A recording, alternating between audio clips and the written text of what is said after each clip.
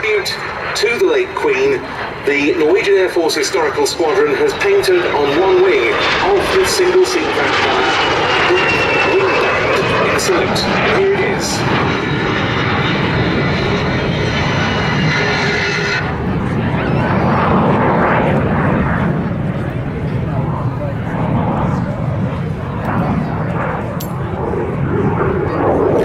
The design was originally known as the spider crab for obvious reasons before the name was changed to the perhaps more flattering vampire.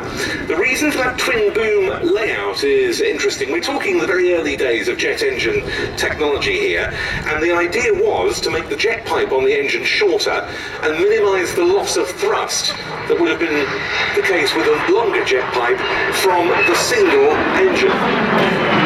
Don't forget that the previous jet designs to enter service, compared with the Vampire, Britain's Gloucester Meteor and the German Messerschmitt Me 262 in the fighter role, were both twin-engine types.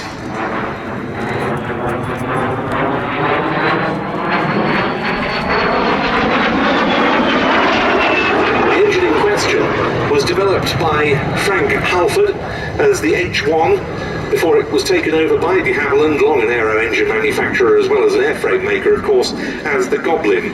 Very interesting method of construction for the Vampire. De Havilland, of course, through the likes of the Mosquito, had a lot of experience of wooden airframes. The Vampire structure has a mixture of wood and metal. That fuselage pod up front has a core of balsa wood with layers of birch veneer, both inside and out.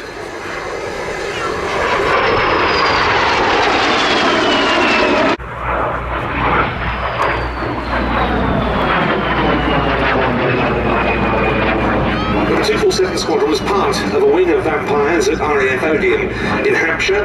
One of the other units was number 54 Squadron and some of its Vampires. It took 62 Vampires, which were flown by 2 squadrons and a training wing, and they used them.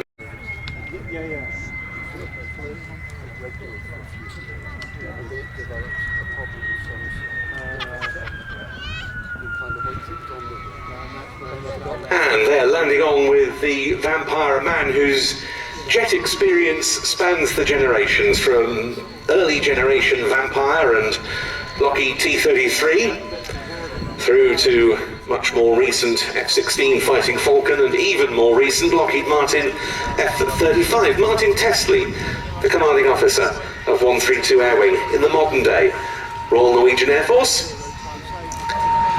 bringing to a close his sequence with the Vampire FB6.